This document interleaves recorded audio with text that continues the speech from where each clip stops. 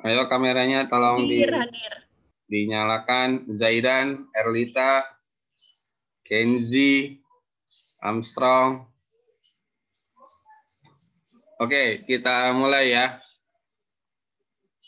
Assalamualaikum warahmatullahi wabarakatuh. Assalamualaikum warahmatullahi wabarakatuh. Bagaimana kabarnya kelas 12 IPA 2? Sehat semuanya? Ini kayaknya masih pada ngantuk ya, habis begadang ya. Apa habis nonton film? Oke. Allahumma sholli ala Sayyidina Muhammad wa ala alihi wa sahbihi ajmain. Asyhadu alla ilaha illallah wa asyhadu anna Muhammadar Rasulullah. Amma ba'du. Pertama-tama marilah kita panjatkan puja serta puji syukur kehadirat Allah Subhanahu wa taala, yang mana berkat rahmatnya kita masih diberikan kesehatan, kita masih diberikan kekuatan untuk bisa melaksanakan ikrar dan tadarus pada pagi hari ini. Kemudian selawat dan salam marilah senantiasa kita curahkan kepada Nabi besar Muhammad Shallallahu Alaihi Wasallam. Baik anak-anakku semuanya, mari kita mulai PJJ kali ini dengan membaca basmalah bersama-sama. Bismillahirrahmanirrahim. Oke, saya akan absen terlebih dahulu. Alicia. Tadi ada Alicia. Saya. Ada. Ayo pakai kerudungnya. Kameranya nak, tolong dinyalakan. Manda, kalau Manda. Manda, kamu udah tahu belum? Bulan ini katanya udah mau regenerasi OSIS, Man. Apaan sih? Jadinya kapan? Yang bener dong. Lah, kata Pak Didi gimana? Kalau orang kata Pak Didi tunggu nanti, pas masuk apa gimana nggak jelas banget. Katanya mau tahun depan, tunggu. Oh, mau tahun depan. Enggak, soalnya saya dapat kabar kan ketua regenerasi OSIS-nya Pak Opi. Kata Pak Opi, akhir bulan ini. Secepat itu banget, ngebet banget sih Pak. Iya, makanya saya nanya ke kamu. Kita tuh udah nyiapin ini Pak, program terakhir gitu buat kita. Udah disiapin semuanya, nunggu LDK selesai dulu. Nggak usah buru-buru apa. Jangan tanya ke saya cuma dapat info dari Pak Opi. Kamu coba telepon Pak Opi. Nomornya udah ada kan? Iya, nanti saya hubungin. Tanya aja dulu. Pak Opi ketua regenerasi OSIS-nya. Oke. Ya, tapi itu aja, namanya ngomongnya pelan-pelan. Khawatir ntar Pak Opi marah. Iya deh. Ya, yang berikutnya saya absen Armstrong. Hadir, Pak. Hadir, oke, Am. Bima, Arya Bima. Bima tadi ada nih. Atep, Ataya Rehan. Bima ke toilet, Pak. Hadir, Pak. Oh iya. Atep ada. Tep, sehat, Tep. Mantap jiwa, Pak. Bintang. Hadir, Pak. Hadir ya, oke, Bintang. Karisa. Saya, Pak. Oke, Karisa. Evi Sas. Hadir, Pak. Oke. Evi, gimana pramuka? Udah ada penerusnya kelas 11. Ambalan. Nggak tahu. Ya, jangan nggak tahu lah. Kamu harus mencari tahu biar ada regenerasinya. Ya, Evi ya, bilang ke Pak Maulidia atau Bu Nada, nanya aja. Kemudian Farah. Hadir. Oke, Farah. Kohar. Hadir, Pak. Kohar, kamu gelap banget kamarnya, Kohar. Sengaja Iya, Pak. dimatiin. Mati lampu, Pak. Oh, mati lampu. Ini pakai paket Andata dong? Enggak, ini lampu saya matiin. Oh, kirain. Indira Raisa. Hadir, Pak. Oke. Kevin Akmal. Hadir, Pak. Hadir, oke. Fauzi. Oji. Oji belum ada ya Oji ya. Erlita. Ada, Pak. Ada, oke R.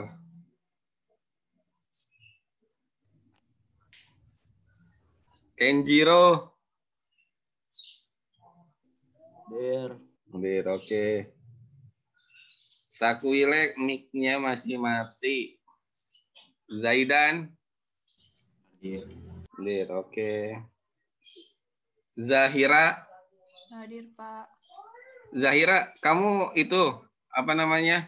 Baca Al-Qur'an besok pembukaan LDK. Iya, Pak. Oh, ya udah. Nah, besok kita gladi bersih ya. Ngetes jaringan. Oke. Tolong kasih tahu Chaila sebagai MC-nya. Sama Alif yang doa ya. Kemudian Ayasha. Iya, Pak. Saya Oke. hadir. Ayawe Devina. Saya. Oke. Roid, Naufa Raid. Raid. Naufa Raid belum ada nih. Revi Fardi.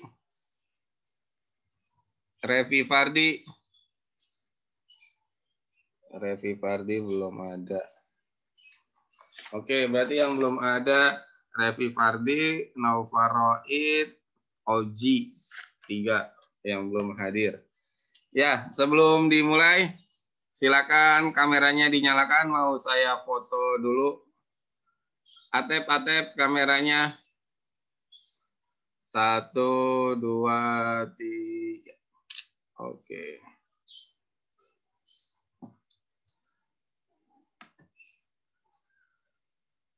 Kita akan mulai. Silakan dibuka buku paketnya. Halaman 96. Kita akan masuk ke bab baru. Silakan dibuka buku paketnya halaman 96.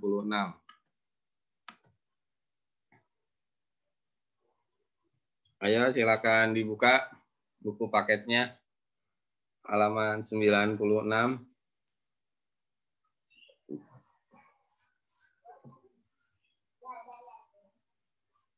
Sudah dibuka buku paketnya?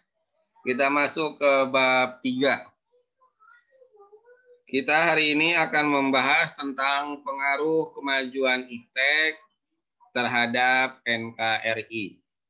Nah, kenapa di bab 3 ini kita membahas tentang iptek dan apa hubungannya dengan Negara Kesatuan Republik Indonesia dan kenapa juga diajarkan di kelas 12?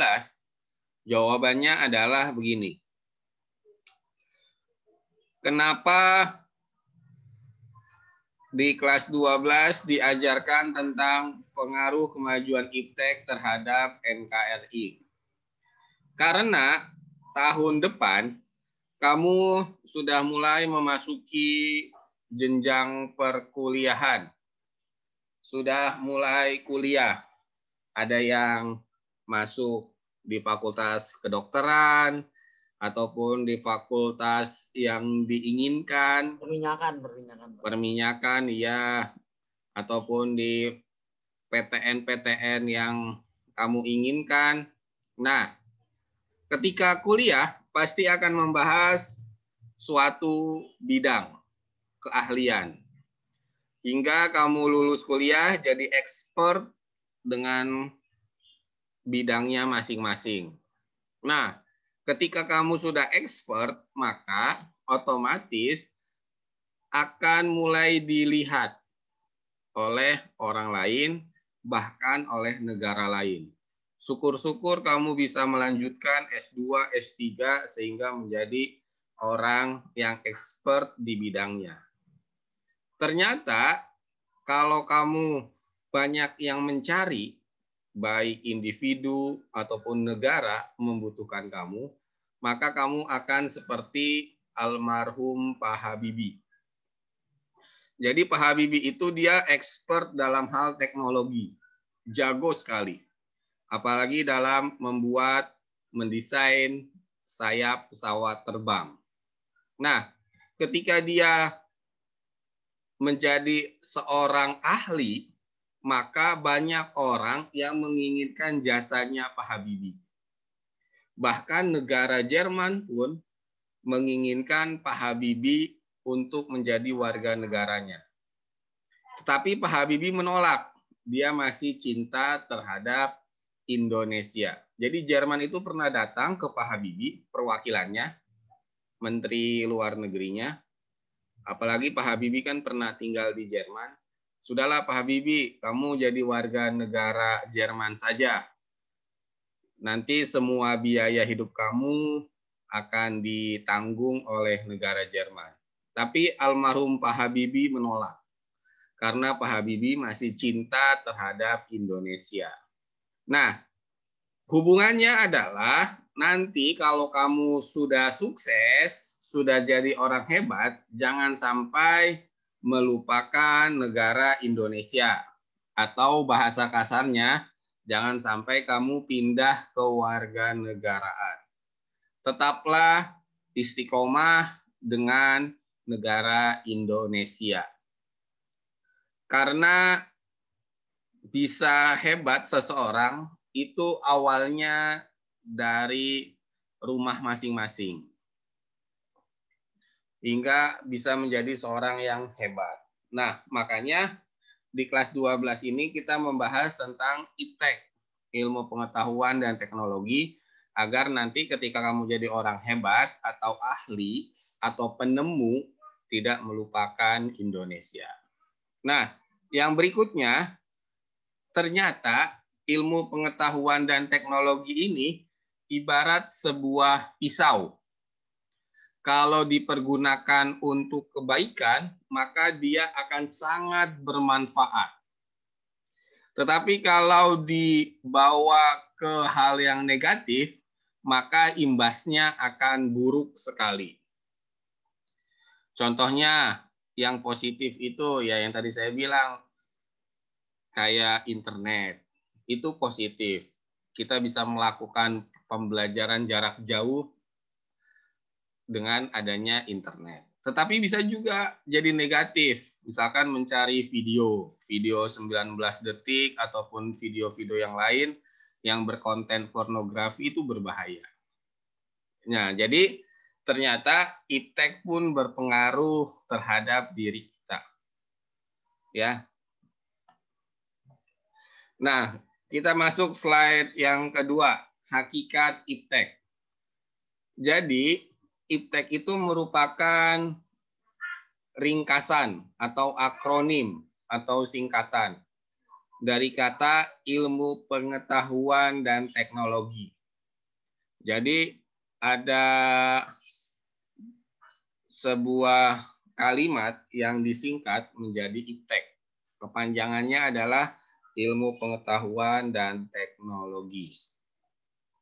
Nah, yang berikutnya menurut KBBI, Kamus Besar Bahasa Indonesia. Mungkin kamu waktu kelas 11 tidak asing dengan kata-kata KBBI, karena hampir semua karya tulis menggunakan ataupun mengambil dari KBBI, Kamus Besar Bahasa Indonesia. Menurut KBBI, pengertian ilmu adalah pengetahuan tentang suatu bidang yang disusun secara bersistem menurut metode tertentu yang dapat digunakan untuk menerangkan gejala tertentu. Itulah yang disebut ilmu. Jadi ilmu pengetahuan itu dia lebih kompleks dan lebih berurutan sehingga bisa dipertanggungjawabkan. Contohnya nih, sekarang kan lagi pandemi COVID-19 atau corona. Kenapa negara di dunia belum ada yang mengumumkan sudah bisa mengobati COVID atau menemukan serum untuk mencegah COVID-19? Karena ternyata para ahli virus itu belum bisa mencari obat-obat yang langsung manjur. Jadi masih menggunakan metode try and error, coba-coba. Sehingga nanti akan dilihat perkembangan virusnya. Kalau memang perkembangannya lambat, bahkan sampai hilang, berarti itu cocok. Nah, itulah yang disebut ilmu. Jadi betul-betul harus diuji coba terlebih dahulu. Makanya di beberapa negara, salah satunya Indonesia juga, yang sedang membuat vaksin atau obat untuk COVID-19 membutuhkan manusia untuk uji cobanya. Jadi sudah ada beberapa orang yang sengaja disuntikan penawarnya ataupun obatnya, sehingga nanti akan dilihat apakah virus itu akan hilang atau malah bertambah parah. Jadi itu ilmu pengetahuan.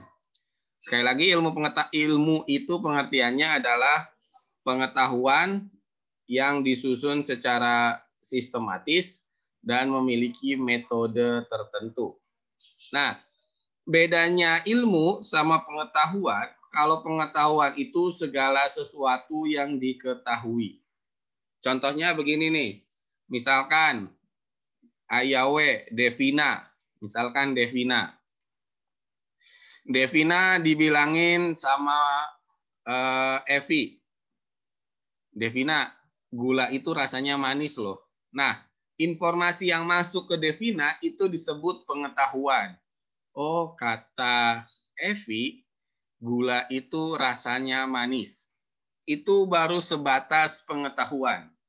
Tetapi oleh Devina dicoba, diuji coba, diambil sendok, kemudian diambil gula, dimasukkan ke dalam mulut.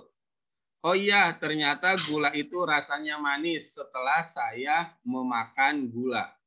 Itulah yang disebut dengan ilmu. Jadi kalau pengetahuan itu sebatas yang kita tahu, baik melalui panca indera itu ada mata, kemudian hidung, kemudian telinga, lidah, perasa, dan tangan, peraba. Nah, itu disebut dengan pengetahuan. Jadi pengetahuan itu yang paling dasar yang kita ketahui. Nah, kalau sudah ilmu berarti dia naik stepnya ke atas. Karena sudah berhasil diuji coba atau dibuktikan. Itulah yang disebut dengan ilmu. Nah, yang berikutnya adalah teknologi. Teknologi itu pengertiannya kalau menurut KBBI, metode ilmiah untuk mencapai tujuan praktis. Contohnya nih, kamu di rumah, di kamar tidur kamu ada AC, ada TV. Nah, teknologi berperan di sana. Kamu nggak usah harus naik ke atas untuk menyalakan AC. Cukup dari tempat tidur, tinggal mencet tombol remote-nya, maka AC akan nyala. Begitupun TV. Kamu kalau ingin memindahkan channel, tidak usah datang ke TV-nya, kemudian memencet tombol memindahkan channel. Kamu tinggal dari tempat tidur, ambil remote, kemudian pindahkan channelnya atau memperbesar volume suaranya. Itulah yang disebut dengan teknologi. Jadi untuk memudahkan manusia. Ini pun sama, Zoom meeting ini termasuk teknologi. Karena sebelum ada pandemi, Zoom meeting ini tidak terkenal. Tetapi setelah setelah ada pandemi corona, maka Zoom meeting menjadi terkenal. Apalagi sekarang ada yang namanya handphone. Handphone itu ibarat kalau kata Pak Udin, tongkat Nabi Musa. Kamu mau apa aja bisa dengan handphone. Mau makan, bisa GrabFood atau GoFood. Mau pergi, tinggal ambil handphone. Mau kemana? Mesen GrabCar atau GoCar, Gojek atau Grab, bisa. Makanya zaman sekarang, beberapa orang lebih baik ketinggalan dompet daripada ketinggalan handphone kalau bepergian kemana-mana. Jadi itu yang namanya teknologi, metode ilmiah untuk mencapai tujuan praktis. Nah, yang keempat adalah pengertian ilmu pengetahuan dan teknologi. Pengertiannya adalah pengetahuan tentang suatu bidang yang tersusun secara sistematis tentang kepandaian manusia yang dapat diterapkan untuk menunjang kehidupan manusia. Jadi iptek ini digunakan untuk kemaslahatan umat manusia. Tapi kadangkala suka disalahgunakan. Contohnya, kamu mungkin pernah dengar yang namanya nuklir. Nuklir itu baik kalau dipergunakan untuk pembangkit listrik. Karena betul-betul bisa meminimalisir pencemaran ataupun polusi udara. Tetapi kadang-kadang kalau disalahgunakan bisa dijadikan bom nuklir yang berbahaya. Contohnya lagi misalkan handphone. Kalau dipakai untuk komunikasi, belajar, itu positif. Tetapi kalau dicari atau dipakai untuk hal-hal yang negatif, bisa saja terjadi. Jadi itu yang namanya iptek itu hanya tools, hanya alat. Tergantung usernya, si pemakainya. Mau dibawa ke yang baik atau mau yang dibawa ke yang buruk. Sampai sini paham? Paham. Ada yang mau ditanyakan? Nih masih ngantuk apa gimana nih? Ada yang mau bertanya nggak? Ayo, yang mau bertanya siapa? Ya sudah, kalau memang tidak ada. Nah, ini definisi iptek. Yang pertama adalah definisi ilmu pengetahuan menurut Horton dan Chester. Pengertiannya ataupun definisinya, ilmu pengetahuan adalah upaya pencarian pengetahuan yang dapat diuji berdasarkan prinsip dan prosedur tertentu dengan menggunakan metode yang bertahap dan sistematis. Itulah pengertian ilmu pengetahuan menurut Horton dan Chester. Silakan kamu foto atau di stabilo di buku atau di screenshot atau ditulis karena ini pasti keluar di PAS. Jadi kita udah nggak ada ulangan harian, kita langsung ke PAS. Yang berikutnya teknologi. Pengertiannya menurut Denis Diderot. Berbagai alat dan sistem yang bekerja sama untuk suatu tujuan yang sama. Itu pengertian teknologi menurut Denis Diderot. Kemudian iptek menurut bahasa. Kita akan membahas tentang teknologi menurut bahasa. Jadi kata teknologi di bahasa Indonesia itu diserap atau diambil dari bahasa Inggris. Jadi kata teknologi yang orang Indonesia pakai saat ini adalah kata yang diambil dari bahasa Inggris. Bahasa Inggrisnya kan adalah teknologi. Nah, orang Inggris ataupun bahasa Inggris pun mengambil atau menyerap bahasa ini dari bahasa Yunani. Jadi awal mulanya kata teknologi berasal dari bahasa Yunani kemudian dipakai oleh bahasa Inggris, dan yang terakhir oleh bahasa Indonesia. Menurut bahasa Yunani, teknologi itu terdiri dari dua kata. Tekne itu artinya seni, dan logos artinya ucapan ataupun ilmu pengetahuan. Jadi, teknologi adalah suatu ilmu pengetahuan ataupun suatu ucapan yang membahas tentang seni. Itu pengertian teknologi menurut bahasa. Nah, kemudian aliran dalam ilmu pengetahuan. Ini pasti keluar nih. Ada 3 aliran. Ada aliran rasionalis, yang pertama. Yang kedua empiris. Dan yang ketiga adalah aliran gabungan. Kita akan membahas satu per satu. Yang pertama adalah aliran rasionalis.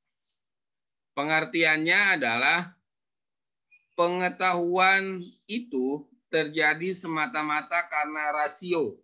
Rasio itu pemikiran manusia. Jadi, yang namanya ilmu pengetahuan dan teknologi, ilmu pengetahuan itu kalau menurut aliran rasionalis yang bisa dibuat oleh akal pemikiran manusia. Contohnya begini. Menurut orang rasionalis, dia tidak percaya akan sesuatu hal yang imateri. Jadi betul-betul harus bisa yang masuk akal atau logikanya. Contohnya adalah, kamu mungkin pernah ngedengar ada yang namanya Tesla. Kan kalau mobil listrik terkenal mereknya adalah Tesla. Nah, sebenarnya Tesla ini diambil dari nama orang, Nikola Tesla. Dialah yang menciptakan suatu terobosan yang luar biasa dalam hal listrik. Jadi, dia tadinya waktu zamannya Nikola Tesla itu masyarakat di dunia belum mengenal lampu yang menggunakan listrik, kemudian alat-alat listrik yang lainnya. Jadi masih sangat-sangat sederhana atau tradisional sekali. Nah, Nikola Tesla inilah yang kemudian di dalam pemikirannya berangan-angan membuat terobosan yang baru. Akhirnya berhasillah menemukan jaringan AC dan DC, sehingga bisa dipakai hingga saat ini. Tokoh-tokohnya adalah René Descartes. René Descartes ini dia pernah membuat sebuah tulisan. Dia bunyinya gini, cogito ergo sum. Cogito itu bahasa Yunani, cogito ergo sum. Aku berpikir maka aku ada. Jadi kalau berhenti berpikir, maka bahasanya hilang atau tidak ada. Kemudian tokohnya ada Baruch Spinoza dan Gottfried. Itulah tokoh aliran rasionalis. Yang berikutnya aliran empiris. Bedanya di mana? Kalau empiris ini lebih fokusnya kepada pengalaman. Jadi berkembangnya di Inggris. Waktu itu di Inggris ada semacam revolusi industri yang tadinya semua pekerjaan diambil oleh manusia, akhirnya sebagian sudah dialihkan ke mesin. Contohnya kayak zaman dahulu kalau mau bepergian pasti menggunakan kuda. Dengan ditemukannya mesin uap oleh James Watt, maka mulai banyak yang mendesain motor, kapal laut, kemudian mobil, gitu. Tetapi memang sangat-sangat sederhana sekali. Nah, menurut aliran empiris ini, ilmu pengetahuan yang benar itu harus bersumber kepada pengalaman. Jadi harus ada fakta di lapangannya. Contohnya begini, misalkan Sakwil dibilangin sama Kenjiro. Sakwil, Mekah itu ataupun Ka'bah itu adanya di Mekah, di Arab Saudi. Nah, Sakwil belum percaya. Saya nggak percaya karena saya belum melihat fakta di lapangannya. Akhirnya Sakwil pergi ke Mekah. Oh iya benar. Di Mekah itu ada Ka'bah. Ataupun search di Google, ataupun di YouTube, ataupun di yang lainnya. Itu yang disebut dengan aliran empiris. Jadi betul-betul melihat fakta yang ada di lapangan. Tokohnya ada John Locke dan ada David Hume. Yang terakhir ini aliran gabungan. Aliran gabungan ini menggabungkan antara rasionalis sama empiris. Jadi pemikiran manusia dengan fakta di lapangan digabungkan. Itulah ilmu pengetahuan aliran gabungan. Tokohnya hanya satu, Immanuel Kant. Sampai sini paham gak nih? Halo, halo. Nah, Iya, Pak. paham ya? Oke, sekarang kita akan membahas tentang perkembangan ilmu pengetahuan dan teknologi di dunia. Yang pertama, sebelum abad ke-20, ilmu pengetahuan dan teknologi di dunia sudah mulai berkembang. Yang pertama adalah sistem pertanian di Mesopotamia. Mesopotamia itu sekarang adalah negara Irak dan Iran. Jadi Mesopotamia itu daerah yang berada di negara Iran dan negara Irak. Tepatnya di antara Sungai Tigris dan Sungai Efrat.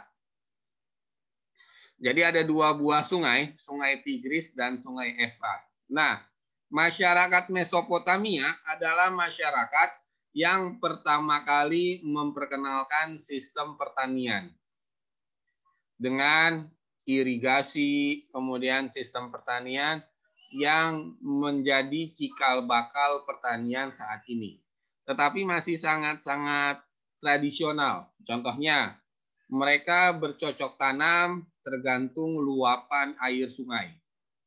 Kalau air Sungai Tigris dan Efrat meluap, maka dia bisa bercocok tanam atau menanam pohon gandum, kemudian ketela, dan lain sebagainya. Nah, kemudian mulai terciptalah iptek dalam hal irigasi. Karena mereka, masyarakat Mesopotamia melihat bahwasanya air itu hukumnya dari tempat tinggi akan mengalir ke tempat yang rendah. Akhirnya dia buat irigasi atau got atau saluran air. Sehingga tidak lagi menunggu luapan air Sungai Efrat atau Tigris. Jadi perkembangan iptek di dunia diawali dengan sistem pertanian di Mesopotamia.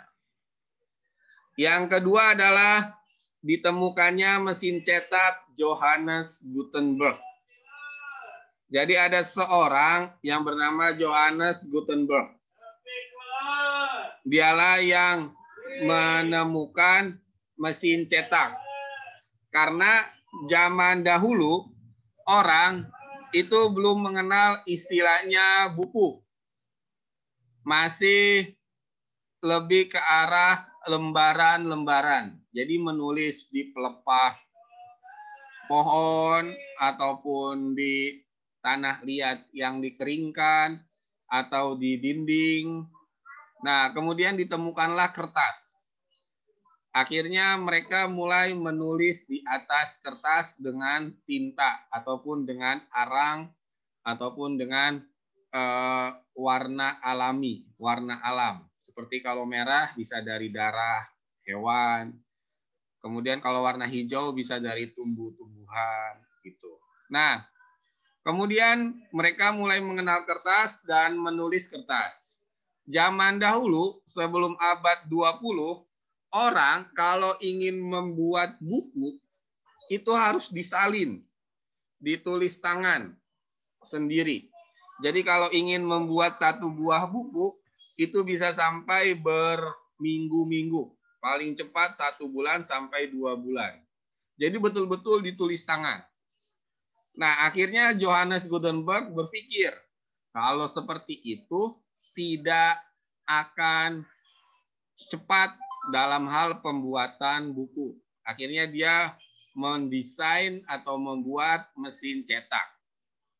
Sehingga satu buah buku bisa diselesaikan dalam 1 minggu. Tidak lagi menunggu sampai 1 bulan. Nah, akhirnya mesin cetak ini menjadi terkenal. Hingga akhirnya membawa perubahan dalam hal ilmu pengetahuan dan teknologi. Itulah perkembangan iptek di dunia sebelum abad ke-20. Yang ketiga adalah revolusi industri yang tadi saya bilang. Revolusi industri adalah titik tolak dari perubahan industrialisasi di dunia. Yang tadinya 100% full menggunakan tenaga manusia,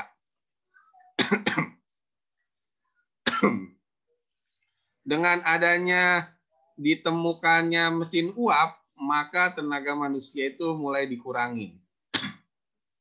Sehingga industri bisa non-stop berjalan. Karena kalau masih menggunakan manusia, 100% menggunakan manusia, maka kadangkala kan manusia ada saatnya sakit, tidak mood, atau tidak enak badan. Nah, tetapi kalau mesin dia akan tetap stabil, akan jalan terus. Nah, revolusi industri inilah yang membawa perkembangan ilmu pengetahuan dan teknologi di dunia. Sehingga ditemukanlah beberapa alat transportasi seperti sepeda motor, seperti mobil, kapal, dan lain sebagainya. Kemudian pabrik-pabrik pun mulai beralih menggunakan mesin uap sebagai inti dari industrinya. Itu perkembangan iptek di dunia sebelum abad ke-20. Yang kedua adalah perkembangan iptek di dunia pada abad ke-20 hingga saat ini. Yang pertama ditemukannya transistor. Transistor itu semacam kayak elemen yang ada di alat-alat elektronik. Jadi kalau kamu nanti masuk jurusan teknik, baik terutama teknik elektro ya, nanti akan berbicara tentang transistor. Kemudian ada yang namanya serat optik. Serat optik itu kalau zaman dahulu dipakai untuk telegram. Bukan aplikasi telegram, bukan, tetapi telegram yang masih menggunakan sandi Morse. Misalkan orang di Hindia Belanda di Indonesia ingin mengirimkan surat ke Belanda, maka dia tinggal datang ke kantor telegram, kemudian nanti akan dirubah suratnya itu menjadi sandi Morse yang akan langsung diterima di Belanda. Nah, telegram itu menggunakan serat optik. Jadi kabelnya dipanjangin dari Belanda sampai ke Indonesia. Nah, serat optik ini pula yang masih dipakai hingga saat ini. Mungkin kamu pernah ngelihat kan yang namanya WiFi di rumah kan pasti ada kabelnya. Itu serat optik. Kemudian juga kalau di pinggir jalan raya biasanya ada gorong-gorong kan yang dipakai oleh Telkom, oleh PLN untuk dijadikan tempat kabel-kabel. Nah, itulah serat optik. Kemudian ditemukannya komputer. Ya, kalau kamu lihat di internet, mungkin zaman dahulu yang namanya komputer tidak seringan atau sesimpel sekarang. Komputer zaman dahulu gede banget. Jangankan komputer. Kamu mungkin pernah dengar yang namanya disket. Jadi orang zaman dulu itu nyimpennya bukan di flash disk ataupun di iCloud ataupun di jaringan yang lain, tetapi nyimpennya di disket. Nah, disket ini paling banyak menyimpan hanya berapa MB saja. Kemudian ditemukanlah flash disk hingga saat ini bisa sampai terabyte ataupun yang lainnya. Itulah perkembangan komputer hingga saat ini. Dan yang terakhir adalah internet. Internet inilah yang kemudian membuka industri dalam hal startup. Kayak Gojek menggunakan internet. Kemudian juga banyak startup di dunia yang memang basisnya adalah internet. Halodoc pun sama, basisnya adalah internet. Bahkan sekarang hal-hal yang sifatnya kehidupan sehari-hari ditentukan oleh internet. Misalkan ingin bepergian, tidak usah ke terminal, cukup pesan tiket dari handphone. Ataupun yang lainnya bisa hanya dengan menggunakan jaringan internet. Kemudian perkembangan iptek di Indonesia. Sebelum abad ke-20, kita mengenal ada yang namanya terasering di sawah. Kamu kalau suka ke wilayah desa di Jawa Barat, Jawa Tengah, Jawa Timur, ataupun di Bali, di Ubud, itu mungkin pernah ngelihat sawah yang berundak-undak. Itulah yang disebut dengan terasering atau bahasa Balinya subak. Nah, subak ini sudah dijadikan warisan dunia oleh UNESCO. Warisan namanya itu warisan dunia non benda. Karena sistem subak ini pertama kali ditemukan oleh masyarakat Indonesia.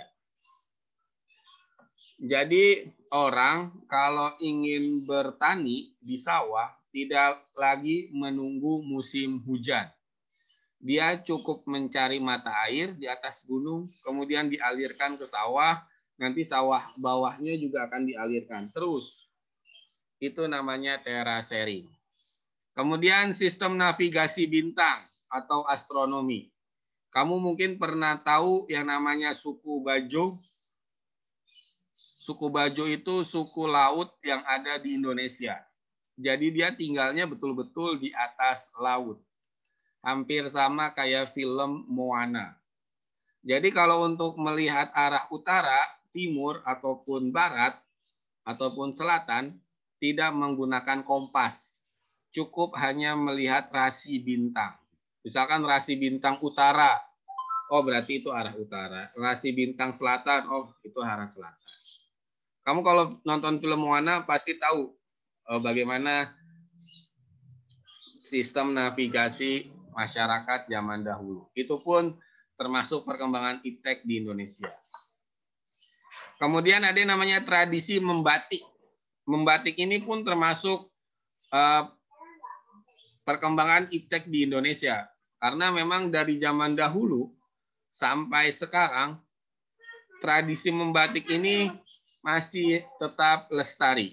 Bahkan batik sekarang menjadi warisan dunia dari Indonesia. Jadi batik itu sudah menjadi ciri khas orang Indonesia.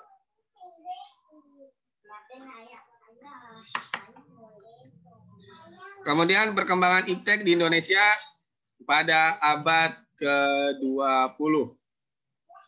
Nah, ini dipengaruhi oleh suasana penjajahan baik Belanda maupun Jepang. Seperti kayak Kebun Raya Bogor, itu merupakan fasilitas pengetahuan, ilmu pengetahuan yang dibuat oleh Belanda yang sampai sekarang masih ada. Contohnya lagi, kamu kalau ke wilayah Makassar, ada yang namanya sebuah benteng. Nah, itu pun sama. Kemudian perkembangan berikutnya pesawat terbang. Nah, Indonesia waktu zaman Pak Habibie jadi Menristek, Menteri Riset dan Teknologi, adalah satu-satunya negara di Asia Tenggara yang mampu membuat pesawat terbang sendiri. namanya pesawat terbang N250 Gatot Kaca. Nah, itulah pesawat terbang yang bisa diciptakan oleh Indonesia. Bahkan bisa menyaingi Airbus ataupun menyaingi maskapai-maskapai ataupun produsen pesawat terbang lainnya. Nah, tetapi karena adanya krisis moneter, akhirnya perkembangan pesawat terbang ataupun PTDI di Indonesia menjadi turun. Padahal kita sudah bisa menciptakan pesawat dari mulai desain sendiri, mesinnya, alatnya, dan sebagainya. Kemudian sistem komunikasi pun sama. Kita sudah bisa menciptakan. Jadi ada orang Indonesia yang sekarang tinggal di Jepang. Dialah yang menciptakan jaringan 4G. Jadi jaringan 4G di dunia yang menciptakan adalah orang Indonesia. Sistem persenjataan pun kita sudah bisa. PT Pindad namanya yang berhasil menciptakan mobil Anoa tank, kayak tank tapi dia buat tempur. Oke, saya mau nanya nih. Yang namanya saya panggil, kamu baca kepanjangannya. Yang pertama, Zaidan. Zaidan. Sengaja nih saya suruh nanya nih. Gelap tuh, lihat tuh. Saya kayak ngomong sama inian, komputer kosong. Kenzi nggak nyala, Zahira nggak nyala, Zaidan tuh. Ayo kameranya nyalain dulu. Saya mau nanya satu-satu nih. Ayo kameranya nyalakan dulu. Yang nggak nyala saya tanya pokoknya. Ayo kameranya nyalakan dulu. Aduh saya kayak ngomong sama siapa ini. Tidak ada kameranya. Oke yang pertama Karisa. Karisa. Apa, Pak? Karisa, apa kepanjangan dari LIPI?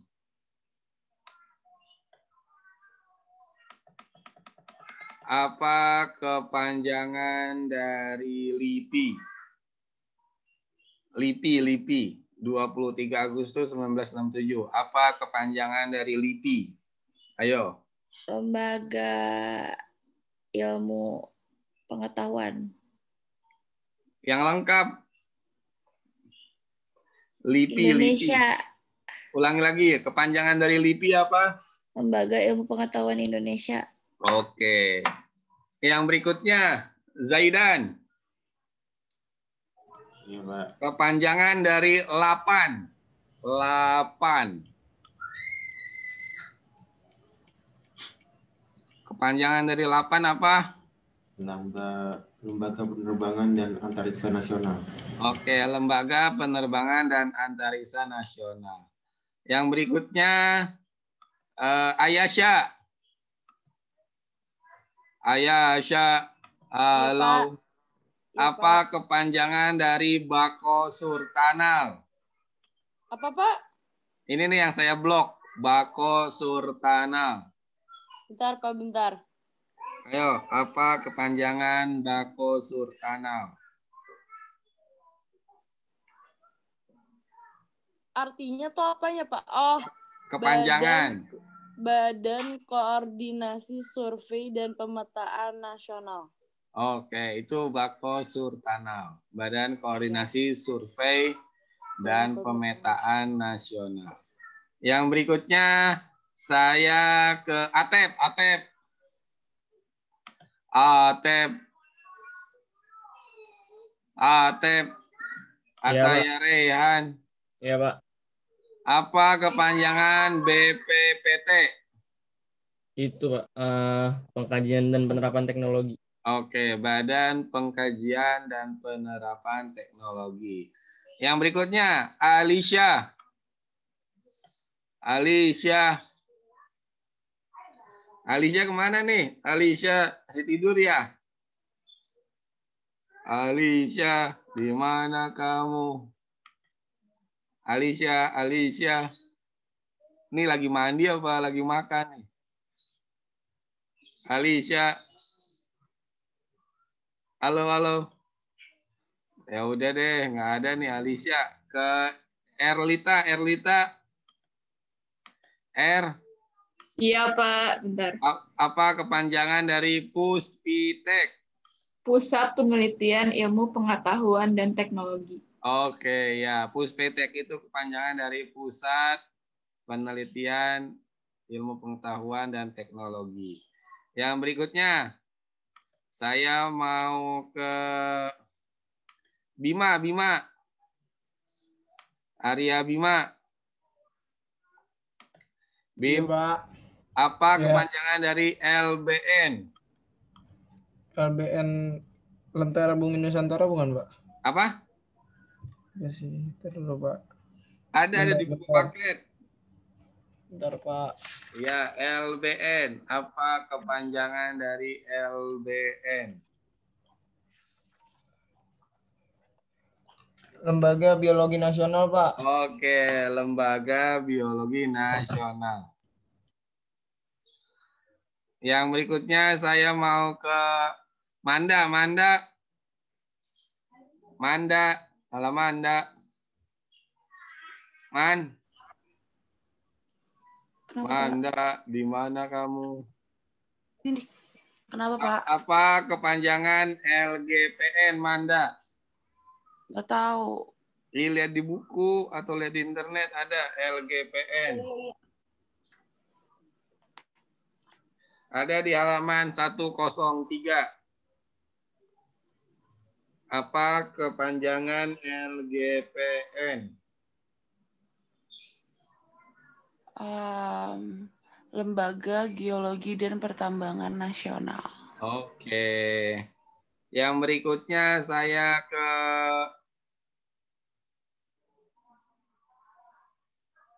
Kohar. Pak. Oke, Kohar. Apa kepanjangan dari LMN? Lembaga Metalurgi Nasional. Lembaga Metalurgi Nasional. Oke. Kemudian Evi Sas. Iya, Pak. Apa kepanjangan LON? LON. Lembaga Oseanologi Nasional. Oke. Yang terakhir. Revi Fardi. Oh, bukan Revi Fardi. Ini. Ferdi Rafikul Aziz. Ferdi. Apa kepanjangan dari PTDI? Perseroan terbatas. Apa? Perseroan terbatas. Iya, DI apa?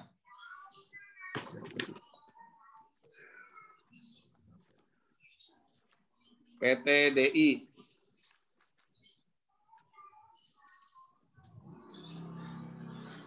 PTDI itu perseroan terbatas dirgantara Indonesia ataupun lembaga yang membuat pesawat di Indonesia. Oke, ini ada tugas cuma 2 nomor.